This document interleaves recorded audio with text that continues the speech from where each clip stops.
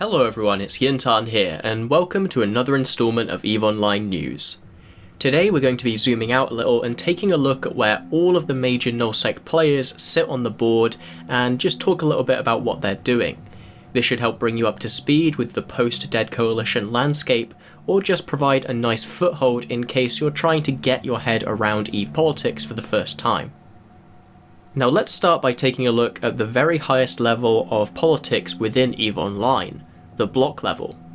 And blocks are groups of coalitions, making them absolutely monumental in size, with all three existing ones currently having over 40,000 characters under their banner. However, it is worth noting that the integration of coalitions across various blocks varies wildly, and even alliances within coalitions can act independently. So blocks are better seen as a guideline of where you could expect the battle lines to be drawn in a more serious conflict than a single autocratic entity. A great example of that is the Panda Fam bloc, which is the combined forces of Winter Coalition, a predominantly Chinese coalition led by Fraternity, and PanFam, a Western coalition led by Pandemic Horde, as both coalitions have entirely separate leadership structures. Together, they occupy the northeast of the map after losing control of the southeast during the Legacy Winter War and absorbing the ex-FI.RE territory in the Drone Lands during the rest of 2019. They were also one of the biggest winners of the recent Tenal War, which was started by the relatively new alliances of Veni Vidi Vici and Stars of the Northern Moon, before escalating into a block-level war, as Panda Fam, with Test Alliance and Pure Blind Madness support, faced off against Dead Coalition with the Imperium's backing. Not only did they gain 2 new regions in Branch and Tenal, but also a new alliance scalped from the now dead Coalition in the form of Caladrius Alliance. An argument could be made that Pure Blind Madness should be considered as part of Panda Fam's block, given that they did aid and coordinate with one another during the war. But personally I think that this was more them taking the approach of the enemy of my enemy is my friend, and as they're not blue to one another right now, that's enough for me to err on the side of independent for them. One of the battlegrounds for the block right now, although it's not become serious enough to warrant a major deployment, is the region of Cache. Here, some of the smaller PanFam alliances, such as Nilseknaya Shalopen and the Skeleton Crew, are fighting against deployed SIGs from Legacy, seeing an occasional involvement from bigger groups such as Test or Pandemic Horde, as each side tries to put their finger on the scales for control of the region. And that leads us neatly onto Panda Fam's southern neighbour, one with which they were, this time last year, embroiled in a bitter war with, Legacy and FI.RE. Some people may just refer to this block as Legacy for simplicity, but the Russian coalition of FI.RE is both sizable and autonomous enough to bear mention, as this block lacks an official name. Legacy and FI.RE control more territory than when we last did one of these overviews as a result of that war, expanding into Wicked Creek, Detorid and Innsmother, as Winter Coalition retreated to their new home in the centre of Panda Fam territory. Following this, Test Alliance Please Ignore, one of the core alliances of the block, then aided their previous foes in the Tenal War, with a stated objective of helping to force Dead Coalition to disband, as a result of the political differences between Vile and Sword Dragon in the CSM.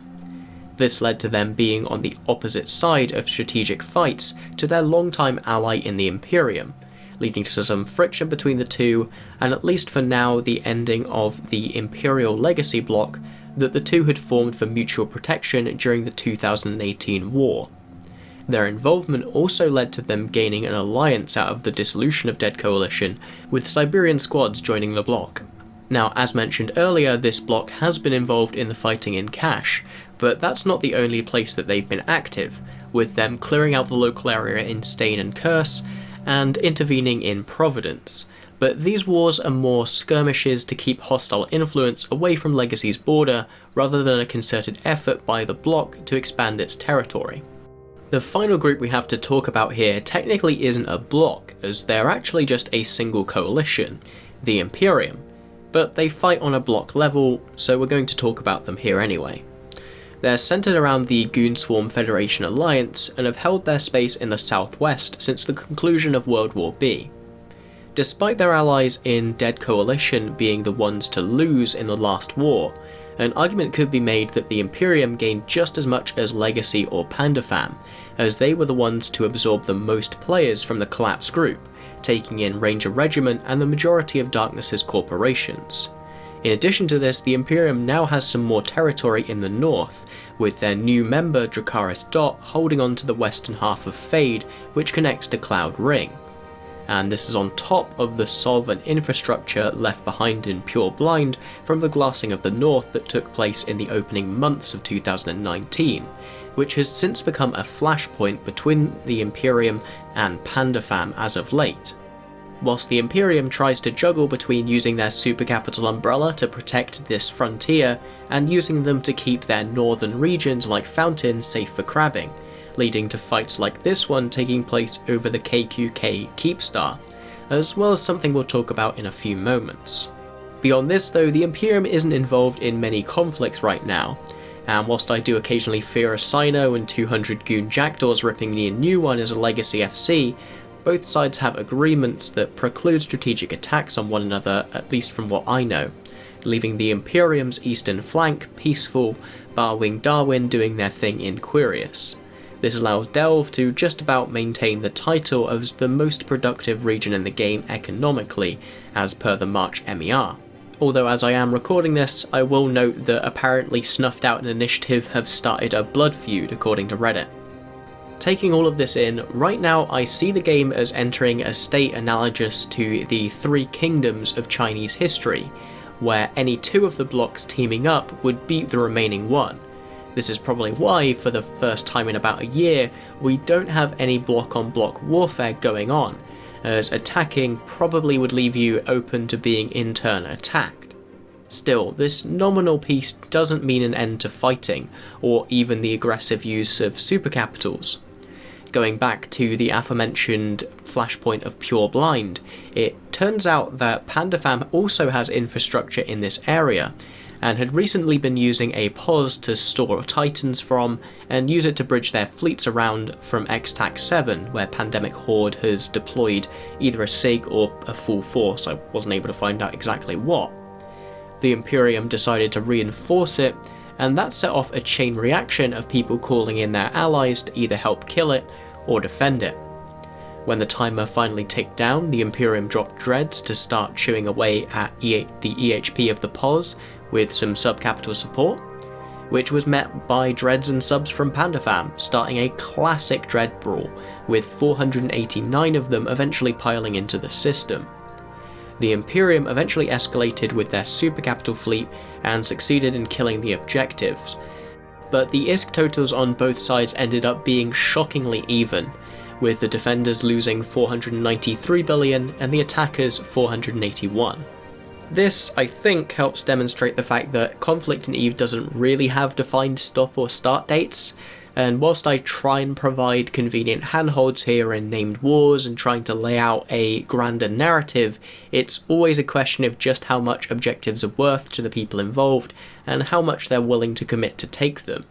So just because there are no active wars doesn't actually mean that interesting things between blocks can't happen, as this shows.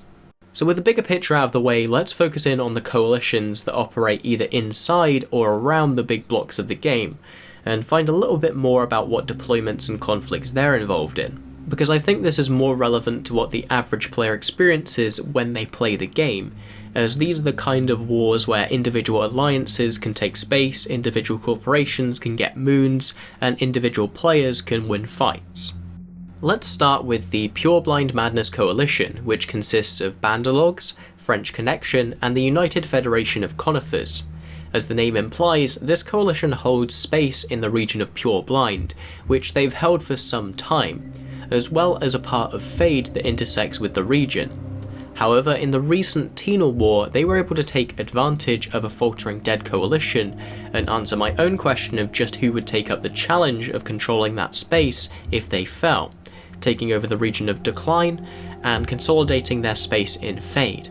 This leaves them as effectively the buffer zone in between Panda Fam and the Imperium, and whilst both sides can move relatively freely through the NPC space of Pureblind to reach one another, this coalition could be potentially at risk of being caught in the crossfire should hostilities heat up. Even in the current situation of mostly border skirmishing, the positioning of this coalition has effectively dropped content on their doorstep, leading to them turning up on a lot of battle reports coming out of the area. Dracarys' position in the western part of FI.RE has also been contested by Pureblind Madness, as you can see from this battle report where UFC and Pandemic Horde attacked a Dracarys Fortizar that was successfully defended with Ranger Regiment support. All in all, Pureblind Madness are probably the group that came out of the Tonal War with the most gained relative to their previous size, and they are now going to present a really interesting coalition to watch going forwards as they fight to keep hold of this new territory. There's a chance that the pressures of this, especially if any Imperium groups deploy to the area, could lead to them becoming a de facto member of the Panda Fam bloc, but for now they're the only independent coalition that owns multiple regions, and that's just really cool. Moving a little to the east, we have the region of Tribute, which has consolidated a decent amount since we last looked at it, going from 4 coalitions fighting for territory freed up by the Glassing of the North, to 2 coalitions who, whilst neutral or ostensibly hostile to one another on a day-to-day level, don't challenge each other's borders. In the north, controlling the entrances to Pureblind and Venal, is the as of yet unnamed coalition consisting of Trigger Happy and Toilet Paper. Trigger Happy is a little less of a regional power on their own than we've seen previously, after a rocky march saw them lose around half their numbers as corporations left the alliance to join the reformed Snuffed Out amongst other alliances. But with their new ally Toilet Paper, they remain a very dominant EU time zone power. Because of this, they tend to look towards their neighbours in Pureblind Madness for content, sending roams or making timers to follow up on. However, with PanFam being more active in the area, it's now much more dangerous for them to do so, as it opens up the potential to be dropped on by a much bigger force in response to that. In the south, bordering Losec and the other entrance to the Vale of the Silent, is the coalition of Rope Capel and the Unspoken Alliance, with their previous ally, Just a Game, no longer being active in the region. This group is much more US time zone based, and as such they tend to get their content in a completely different place to Trig and TP, interfering in Vale of the Silent, and from small gang action within the region itself. That difference in time zones is primarily what seems to have kept this region stable for the past few months, with cross-time zone warfare still being extremely difficult in the current meta, and as such I don't expect this region to change much in the near future, unless new alliances come along and decide to try and shake things up. Rounding out our tour of the near north, we have the Vale of the Silent, which contains 4 different factions to talk about. First of all, we have Toilet Paper and also Quote Alliance, who hold the northernmost constellation and its connection to Tribute, where the rest of their SOV is held. And these guys just work along with Trig, and they don't tend to get involved very much in the wars here, just defend the SOV they have, at least that's what I've heard from my sources. Then, owning the most of the rest of the region, is a mix of various members of Panda Fam or Panda Fam affiliates, with the Lord of Worlds Alliance and Scum Lords being the most prominent, but NC Dot, Horde, Fraternity and Pandemic Legion all owning a handful of systems. Then, sandwiched in between these two are a number of independent alliances, and the first of those will be familiar to those of you who've watched my videos in the past, Forsaken Empire, who've been fighting to stay in this region for over 2 years of reporting now. One of their former allies, Reverberation Project, has now fail-cascaded and left the region due to unknown reasons, leaving Forsaken completely on their own. As one might expect, this hasn't led to any cessation of hostilities between them and their Panda Fam neighbours, leading to fights such as this one that took place in Artak P, as Forsaken defended one of their Athanors with a healer fleet, whilst the Lord of Worlds Alliance attacked with a Ferox fleet. Despite being outnumbered, Forsaken were able to kill 6 billion, only losing 350 million in the process. The other alliances here are ones that I'm admittedly not personally familiar with, the Federated Alliance of Mafias and Freight Train Diplomacy, both of whom are relative newcomers to the region, having taken SOV in the last half of February. Both of them were formed by corporations leaving larger bloc alliances, with FAM being formed by brand new bros after leaving Test, and Boom being formed by the terrifying Legion of Dogfort after leading Goonswarm. I have had reports that Boom is blue to PanFam, but I wasn't able to confirm that with other sources. These two alliances seem to be separate from the rest of the region and are embroiled in a completely different war with the recently reformed Deepwater Hooligans. And whilst I haven't been able to find any battle reports of the action, it looks as though the attackers are winning the objectives at least, with Deepwater having taken over a few systems in the region that were previously under the defenders' control. Overall, this region continues to be one of the most interesting to me, and is one I'd consider deploying to if I was still the kind of EVE player who got to make those decisions, just because there seems to be a wealth of content available for people who enjoy medium-scale sub-capital fights. The next coalition we come across in this travel through the map is Winter Coalition, which consists of Fraternity, Star Chaser Alliance, Destiny's Call, Caladrius Alliance, Azure Citizens, and a few other alliances. I'd throw up a comprehensive list here, but now that we no longer have the ability to remotely check what various alliances are set to in people's standings, as we previously did with EVE Skunk, it's very hard to actually identify the smaller alliances that are part of a coalition like this, but don't have Solve. Now, most of Winter's recent story was relayed when talking about Panda Fam as a bloc, with them acquiring Branch during the Tina War, and before that having been pushed out of the southeast by Legacy and FI.RE, so I won't repeat that. Instead, what I want to do is to point out the absolutely insane economic engine that they've managed to put together in Peregrine Falls and Owasso, which in March generated 10.8 trillion ISK from bounties, compared to 9.7 trillion for Delve and Quirius. And whilst their mining has been less of an outlier, only extracting 1.9 trillion in that same month, when compared to 3.7 trillion for Delve and Quirius, it's still quite impressive how quickly and effectively this was set up. And this will likely go some way towards helping both the line members and the coalition's coffers recover from their eviction from the south, which, let's not forget, resulted in the fire sailing of tens of Keepstars and the destruction of trillions of ISK worth of infrastructure. Normally I'd also throw up a battle report of one of their traditional skirmishes with Army of Mangoes, a Chinese alliance that's a part of Legacy and has a long and acrimonious history with the group that goes back to their time spent together on the Chinese server of Serenity. However, I haven't been able to find one, so perhaps old rivalries there are starting to simmer down as they both continue to acclimatise to tranquility. Pretty much surrounding the holdings of Winter Coalition, we have the various regions that belong to the other member of their bloc, PanFam. And PanFam's core alliances are Pandemic Horde, Northern Coalition, and Pandemic Legion. Alongside this, you have other slightly smaller alliances that some people refer to as affiliates, although personally I don't find it that useful to make the distinction. And these include Triumvirate, Slice, Nullsec Shalopen, Circle of Hell, Lord of Worlds Alliance, the Skeleton Crew, Scumlords, and again probably a few others. In fact, one of the main changes to PanFam in recent months, other than their successful campaign against Dead Coalition, is the addition of the groups that I previously referred to as the Northern Chinese, Veni Vidi Vici and Stars of the Northern Moon, to the Coalition in order to hold Tinor. And this helps give PanFam, and by extension Panda Fam, even more weight in the AU time zone. This section of the Coalition has been really interesting to watch, as they use relatively unconventional doctrines like the Dominics to great effect, and started the war with Dead Coalition in the first place. Beyond this though, most of what PanFam has been up to recently was covered in the block level, with them being involved in fighting in Providence, Cache, Vale of the Silent, and most importantly Pure Blind, in order to stem the influence of other blocks' actions. It's likely this will continue to be PanFam's focus for the near future,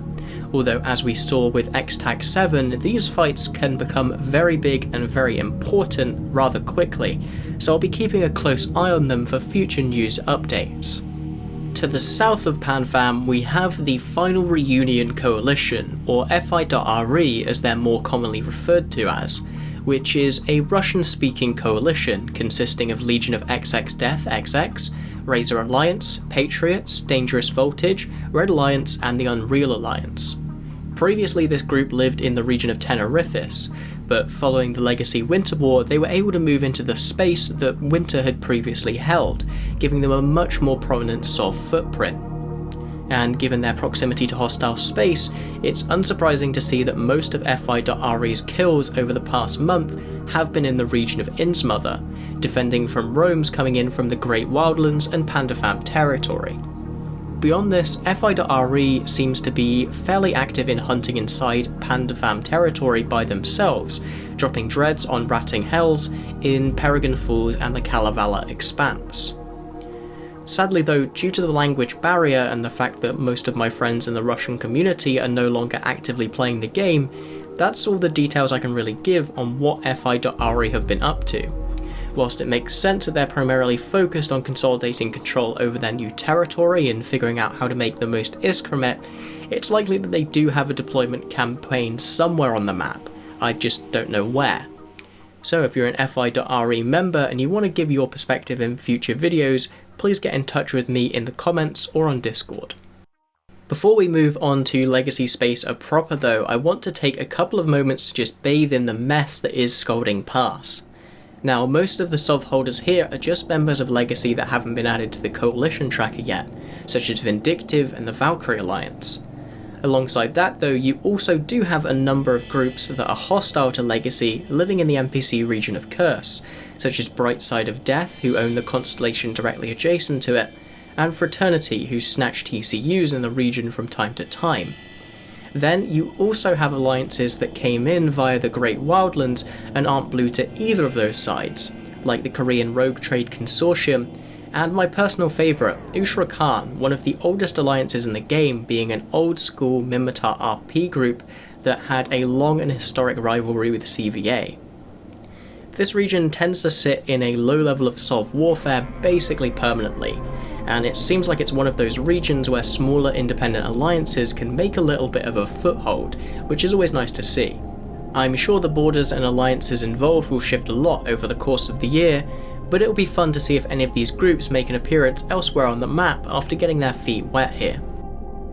Moving on though, we reach the full territory of Legacy, who control 8 regions of space in the south, and include Test Alliance Please Ignore, Brave Collective, Requiem Eternal, Rosada Regnum, The Watchman, Evictus, Warped Intentions, Federation Uprising, Vindictive, Army of Mangoes Alliance, Siberian Squads, Valkyrie Alliance, already replaced, and Invidia Gloria Cumes. As mentioned in the block level discussion, this coalition has primarily been active on the edges of its territory, in Providence, Stain and Cache, following the end of the Tenor War. Outside of that though, Legacy has also been active in trying to clear out problems from inside their own territory, such as groups like Simple Farmers who are able to live in the region of Cache and set up camps to kill those travelling around, and occasionally also take Sov in the region. The approach to this was to try and take out all of the various structures that the group had been using in Cache, leading to some apocalyptically long grinding sessions as walls of citadels were demolished. Whether or not it's been effective at actually stopping them is debatable given they're still active in the region, but 25 billion ISK of Raytarus going down the drain in one day is hardly something to sneeze at. One other interesting fact to bring up when we're talking about Legacy is that their economic output isn't as centralised as the other big coalitions, with ISK making spread around all of their regions. Because of this, their most active region, Esoteria, doesn't stand out as much when you look at the MER, and if you add up the combined production of all of their regions under the control of these coalitions, Legacy is third on the list. As we're entering a period that's designed to cause economic stress to that previous centralised model though, through the reduction of a value in moon mining and a higher scarcity of resources, it'll be interesting to see if that changes moving forwards. To the north of Legacy's holdings you have my old home, the region of Providence. And here we have 2 coalitions that have been battling in the region since 2018. Most of the region is under the control of Provibloc, one of the few NRDS communities left in the game, which means that they only shoot people who belong to groups that have shot them first, and this includes Curatores Veritatis Alliance, or CVA, Apocalypse Now, Severance, Care Factor, Central Omni Galactic, Coalition Hispania, and the Golden Shield.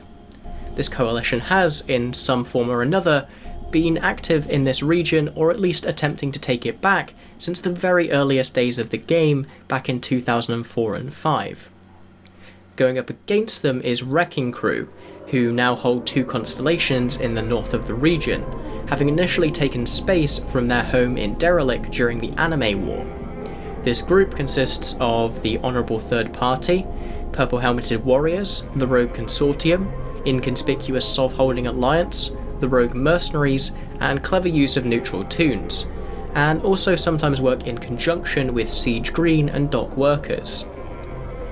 These 2 coalitions have been clashing over objectives ranging from POCOs to Sov warfare to Citadel timers for quite a while now. But what I find most interesting is the fact that this conflict is something that both PanFam and Legacy have been using as a little bit of a proxy war in recent times, with PanFam aiding Wrecking Crew and Legacy aiding Provibloc.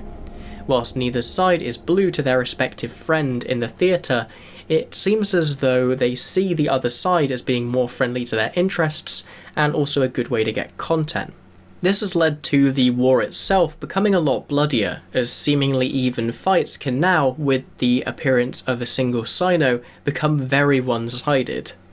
But at least for now, most fights are still solely between Provi and Wrecking Crew. Should this change though, I'll make sure to let you know, as Providence, along with Cash and Pureblind, are on the list of places that I think could form the theatre for a bloc war during 2020. And now, last but not least, we finally come to the territory of the Imperium. And this group controls the southwest and west of the game, and is a coalition of the alliances Goonswarm Federation, the Initiative, the Bastion, Tactical Narcotics Team, Get Off My Lawn, and Ranger Regiment.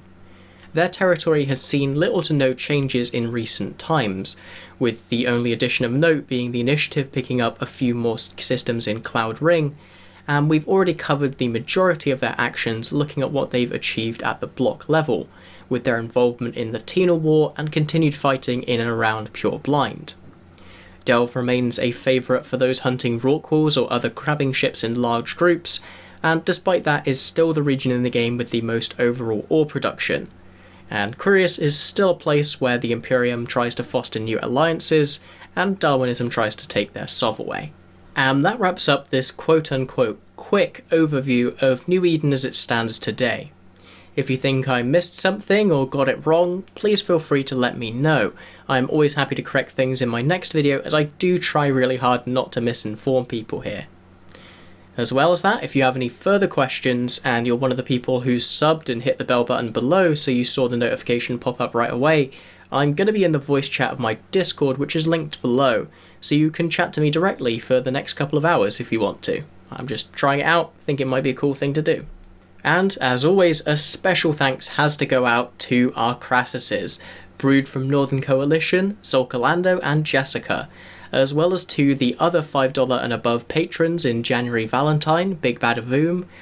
Zar, Dunk Dinkle, Miss Moses, Kem, Ashfell Celestial Academy, Closer Canty, Crazy Daisy, Ulrich Bluthers, and Almishia Shardan. If you want to join them in supporting the channel yourself, you can either check out the Patreon link in the description below, or if you'd like, just share the video with some other people who you think might enjoy it. Until next time, have a good day and fly smart.